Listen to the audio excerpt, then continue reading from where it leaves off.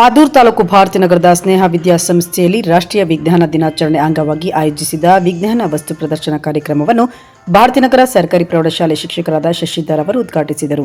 ನಂತರ ಶಶಿಧರ್ ಅವರು ಮಾತನಾಡಿ, ಮಕ್ಕಳಲ್ಲಿ ವಿಜ್ಞಾನದ ಆಸಕ್ತಿ ಹೆಚ್ಚಿಸಬೇಕಿದೆ. ಅದಕ್ಕಾಗಿ ವಿಜ್ಞಾನ ವಸ್ತು ಪ್ರದರ್ಶನಗಳು ಸಹಕಾರಿಯಾಗಲಿವೆ ಎಂದು ತಿಳಿಸಿದರು. ವಿದ್ಯಾರ್ಥಿಗಳು ಪ್ರಶ್ನಿಸುವ ಮನೋಭಾವನೆಯನ್ನು ಬೆಳೆಸಿಕೊಳ್ಳಬೇಕು.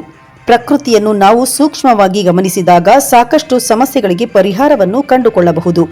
ಮಕ್ಕಳು ವಿಜ್ಞಾನದಲ್ಲಿ ಅನೇಕ ಆವಿಷ್ಕಾರಗಳನ್ನು ಮಾಡುವ ಮೂಲಕ ಪರಿಹಾರ ಕಂಡುಕೊಳ್ಳಲು ಸಾಧ್ಯವಾಗುತ್ತದೆ. ವಿಜ್ಞಾನಿ ಸಿ.ವಿ. ರಾಮನ್ ರವರ ಸವಿ ನೆನಪಿಗೋಸ್ಕರ ಫೆಬ್ರವರಿ 28ರಂದು ವಿಜ್ಞಾನ ದಿನಾಚರಣೆಯನ್ನು ಮಾಡಲಾಗುತ್ತಿದೆ ಎಂದರು.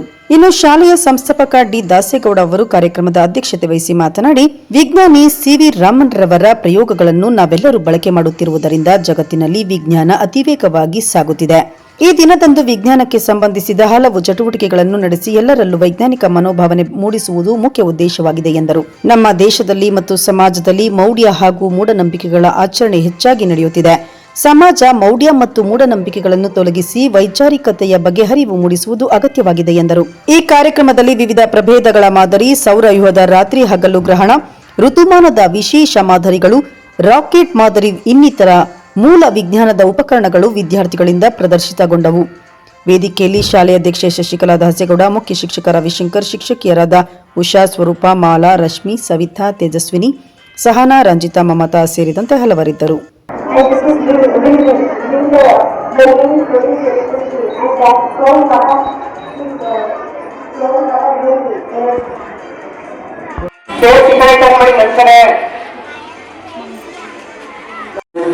ಆಚರಿಸುವ ಉದ್ದೇಶ ನಮಗೆ ಗೊತ್ತಿದೆ. ಕಾರಣ ಏನಪ್ಪ ಅಂತಂದರೆ, ಸರ್ ಸಿ ರಾಮನ್ ರವರು ನಮ್ಮ ಭಾರತದ ಪ್ರಥಮ ನೋಬೆಲ್ ಪ್ರಶಸ್ತಿಯನ್ನು ಗೆದ್ದರಾದಂತಹ ಏನು ವಿಜ್ಞಾನಿದ್ದಾರೆ ಅವರು. ಸೊ ಸೈನ್ಸ್ ಅಂದರೆ ಏನು, ವಿಜ್ಞಾನ ಪರಿಸರದಲ್ಲಿ ಅನೇಕ ರೀತಿಯ ಒಂದು ಸಾಮರ್ಥ್ಯವನ್ನು ಹಿಡಿದುಕೊಂಡಿದೆ. ಅದನ್ನು ನಾವು ಏನು ಮಾಡಬೇಕು, ಸೂಕ್ಷ್ಮವಾಗಿ ಗಮನಿಸಿದಾಗ ಮಾತ್ರ ಆ ಒಂದು ವಿಜ್ಞಾನದ ಸಂಗತಿಗಳನ್ನು ನಾವು ಕಂಡುಹಿಡಿಯಬಹುದು. ಸಿ.ವಿ. ರಾಮನ್ ಅಂತ ಹೇಳಿದ್ರು, ಚಂದ್ರಶೇಖರ ವೆಂಕಟ್ ರಾಮನ್ ಅಂತ.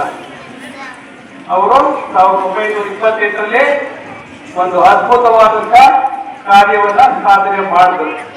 ಅದನ್ನ ರಾಮನ್ ಎಫರ್ಟ್ ಅಂತ ಹೇಳ್ತೀವಿ ಅಲ್ವಾ? ಅಂದ್ರೆ ವೆರಿ ಸಿಂಪಲ್ ಆಗಿ ಹೇಳ್ಬಿಡ್ತೀವಿ. ಬೆಳಕು ಒಂದು ವಸ್ತುವಿನ ಮೇಲೆ ಬಿದ್ದಾಗ ಏನಾಗ್ತದೆ, ಸ್ಕ್ಯಾಟ್ರಿಂಗ್ ಆಗ್ತದೆ, ಚೆದರುತ್ತದೆ ಅಂತ. ನಾನು ಹೇಳೋದು ಅರ್ಥ ಆಯ್ತಾ ಇದೆಯಾ?